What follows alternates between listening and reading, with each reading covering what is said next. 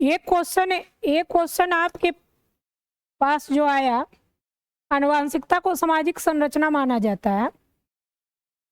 Question पढ़ी होंगी तो समझ में नहीं आया होगा, दम से नहीं आया होगा, नहीं ना आया, क्वेश्चन नहीं समझ में। आनुवांशिकता को सामाजिक संरचना माना जाता है, एक क्वेश्चन है, एक क्वेश्चन पूछ रहा है आपसे। ये क्वेश्चन को आप दोष नहीं दीजिएगा, ये गलत क्वेश्चन सेट किया गया है। ये क्वेश्चन आपको पूछा जा रहा है, तो क्वेश्चन पूछा जा रहा है आनुवांशिकता को सामाजिक संरचना मान सकते हैं। कहा जाता है दूसरे अर्थों में, फिर दूसरा सीटेट एग्जाम होगा उसमें पूछेगा कि आनुवांशिकता को माना जाता है तो क्या माना जाता है, जैविक संरचना माना जाता है। ध्यान से समझिएगा इस क्वेश्चन को। आज सीटेट के क्वेश्चन में देखने को मिल रहा है एक क्वेश्चन, लेकिन जब सीटेट और क्वेश्चन देखिएगा तो उसमें मिलेगा कि आनुवांशिकता को माना जाता है, आनुवांशिकता को माना जाता है, माना जाता है। इसमें आपका एक में रहेगा जैविक संरचना, दो में रहेगा सामाजिक संरचना, सामाजिक संरचना, तीन में रहेगा दोनों, और चार में रहेगा कोई नहीं, कोई नहीं। अब इसमें आनुवांशिकता को क्या माना जाएगा, जैविक संरचना माना जाएगा ना।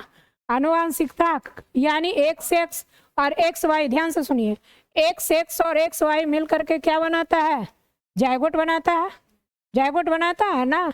तो ये क्या है, X X X X Y क्या है, जैविक संरचना है ना, जैविक संरचना है ना। अब आनुवांशिकता को सामाजिक संरचना माना जाता है, यानी कहने का अर्थ है कि आनुवांशिकता में सामाजिक संरचना का रोल है, तो रोल कैसा है, स्थिर है, स्थिर है, क्योंकि जैविक संरचना रोल दिखा रहा है ना। ध्यान से सुनिए ना, लिख क्यों रही है, पहले ध्यान से सुनिए ना। पर आनुवांशिकता को सामाजिक संरचना में क्या है, स्थिर है। लेकिन यदि जैविक संरचना क्वेश्चन रहेगा, आनुवांशिकता को जैविक संरचना माना जाता है, तो इस यही ऑप्शन दिया जाएगा, तो ये क्या हो जाएगा, गत्यात्मक हो जाएगा, हो जाएगा ना। यहाँ पर कितना क्वेश्चन एराइज हो गया, 3 क्वेश्चन। पहला क्वेश्चन एराइज हुआ कि आनुवंशिकता को सामाजिक संरचना माना जाता है, गत्यात्मक, स्थिर, अप्राथमिक और गौण। तो इसके अनुसार, इस क्वेश्चन के अनुसार क्या हो जाएगा, स्थिर हो जाएगा। ओके, क्यों स्थिर हो जाएगा, क्योंकि आनुवंशिकता में जो काम करता है जैविक संरचना काम करता है, समझ रहे हैं। दूसरा क्वेश्चन है कि आनुवंशिकता को माना जाता है जैविक संरचना, सामाजिक संरचना दोनों, और इनमें से कोई नहीं। तो यहाँ पर के ऑप्शन में क्या होगा, जैविक संरचना। जैविक संरचना क्यों होगा, X X X Y, male और फीमेल, फीमेल और मेल मिल करके दोनों क्या निर्माण करते हैं, जायगोट का निर्माण करते हैं कि नहीं करते हैं। तो ये क्या है, गत्यात्मक है ना, प्रक्रिया क्या है, गतिशील है ना, स्थिर तो नहीं है। तो ये हो जाएगा। और तीसरा यदि क्वेश्चन रहे कि आनुवंशिकता को जैविक संरचना माना जाता है और इसमें ये ऑप्शन रहेगा, तो क्या रहेगा, गत्यात्मक रहेगा। ओके, समझ में आ गया, कंसेप्ट समझ में आ गया।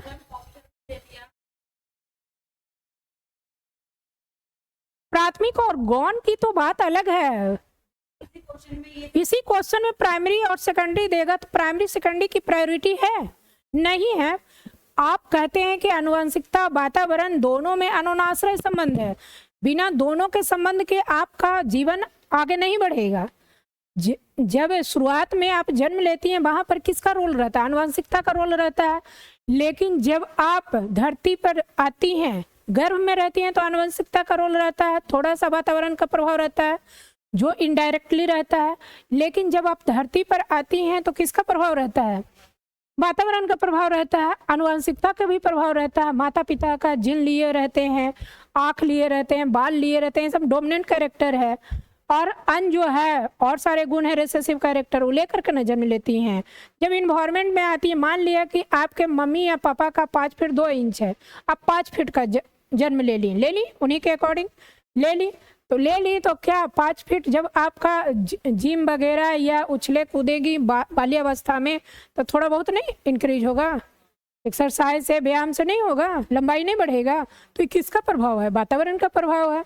जैसे आप कल क्वेश्चन बनाई थी तो देखी थी कि कोई भी बच्चा है वो अच्छा चलना सीखता है, अच्छा चल लेता है, तो उसके माता पिता या अन्य उसको क्या करते हैं, दौड़ने के लिए प्रोत्साहित करते हैं, उस तरह के इन्वायरमेंट डेवलप करते हैं, और इन्वायरमेंट डेवलप करने पर बच्चे क्या हो जाते हैं, एथलेटिक्स बन जाते हैं ना।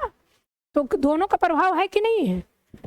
तो यहाँ पर क्वेश्चन समझ में आ गया होगा, कोई दिक्कत नहीं है।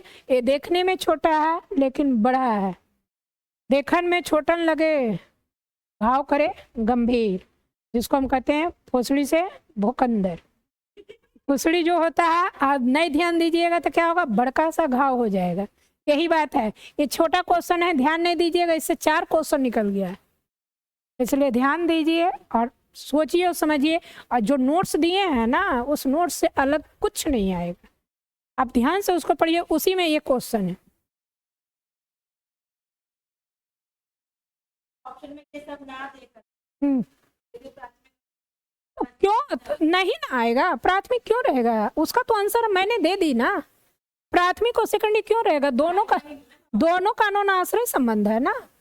हम कह दें कि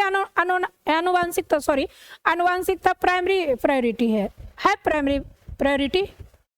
आपके मम्मी पापा बहुत तेज हैं, आप भी तेज जीन लेकर के पैदा लिए हैं, जब इन्वायरमेंट नहीं मिलेगा तो कैसे होगा। एज फॉर एग्जाम्पल अभी देखिए ना, आपको सब कुछ समझ में आता है, लेकिन सीटेट का कोचिंग नहीं लीजिएगा या नहीं उस तरह से आपको कोई गाइडलाइन देगा तो आप पास कर पाइएगा। शुरुआत में तो डीएलएड में एडमिशन लेती हैं तो पता नहीं चलता है कि क्या सिलेबस है क्या है, धीरे धीरे आप चलते जाती हैं, धक्का खा करके चलना सीखी हैं, भीड़ में धक्का खाते जाती हैं, आगे बढ़ते जाती हैं, जब फ्रंट पर पहुँचती है तो कहती हैं ओ यही चीज़ था। यही बात है ना ज़िंदगी की। इसलिए प्राइमरी और सेकेंडरी नहीं होगा, दोनों मिल करके काम करता है। समझ गई होंगी अब। धन्यवाद।